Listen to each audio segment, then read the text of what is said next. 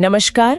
आजकल जियोपॉलिटिकल गलियारों में एक खबर ना तेजी से फैली हाँ, सुनने में आया कि इजराइल ने पाकिस्तान की ओर मिसाइलें दागी। हाँ। कुछ खबरें थी, कुछ रिपोर्ट्स, सब इसी तरफ इशारा कर रही थी। बिल्कुल, काफी चर्चा थी इस पर। तो आज हमने सोचा कि क्यों ना इस दावे की तह तक जाया जाए।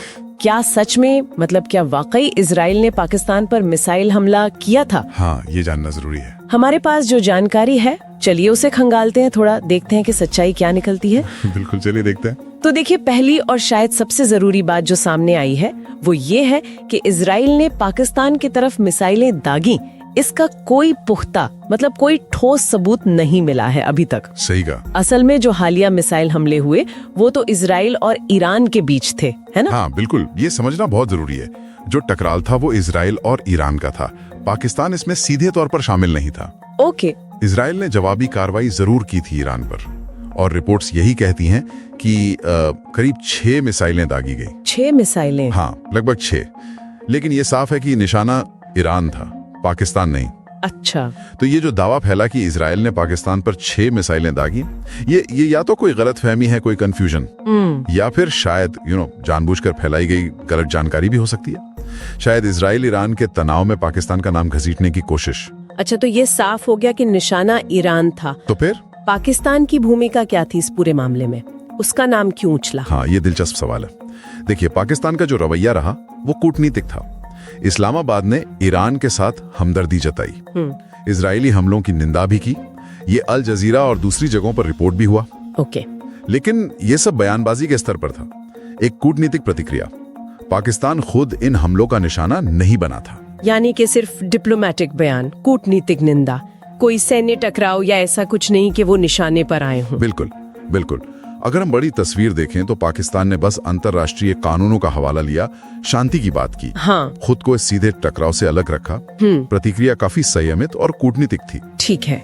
अच्छा, इसी दौरान एक और थोड़ी चौंकाने वाली बात भी आई थी, वो ये कि पाकिस्तान ने शायद इजराइल के खिलाफ परमाणु हथियार इस्तेमाल करने का वचन दिया है या धमकी दी है। इसमें क्या सच्चाई है? हाँ, ये एक बहुत बहुत गंभीर दावा था। हाँ। और इसने काफी सवाल भी खड़े किए थे। हाँ। लेकिन इसका जवाब भी अब साफ है। हाँ। पाकिस्तान ने आधिकारिक तौर पर ऑफिशियली इस दावे को सिरे से खारिज कर दिया है। खारिज कर दिया है? हाँ। असल में ये बात आई कहां से? कथित तौर पर एक ईरानी जनरल के हवाले से ये बात कही गई थी। अच्छा। लेकिन इस्लामाबाद ने इसे पूरी तरह मनगढ़ंत बताया है। हाँ। कहा है कि ये बेबुनियाद है। मतलब परमाणु हमले की धमकी या वचन वाली बात भी झूठी निकली? हाँ बिल्कुल।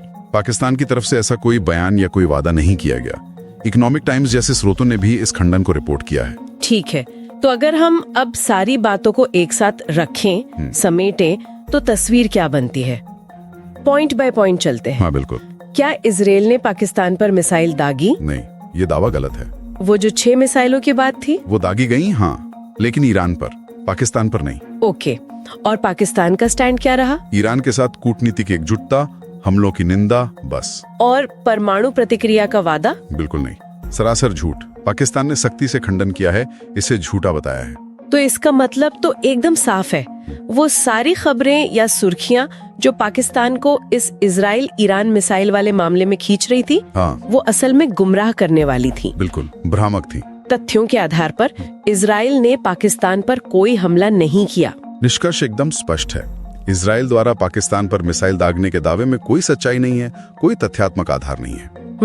और देखिए, आखिर में सोचने वाली बात यह है कि कैसे इस तरह की गलत खबरें, चाहे वो अनजाने में फैली हों या जानबूझकर फैलाई गई हों, हाँ, वो क्षेत्रीय तनाव को, रीजनल टेंशन को और ज्यादा हवा दे सकती हैं, कितना बढ़ा सकती हैं। सही बात है। ये दिखाता है कि आज के इस दौर में सही जानकारी कितनी जरूरी है, और वो जानकारी विश्वसनीय स्रोतों से आए, ये और भी जरूरी है। बिल्कुल, खासकर जब मामला इतना संवेदनशील हो। हाँ, और ये सोचना भी जरूरी है कि कैसे दो देशों के बीच के तनाव का इस्तेमाल करके किसी तीसरे देश के बारे में गलतफहमी फैलाई जा सकती है।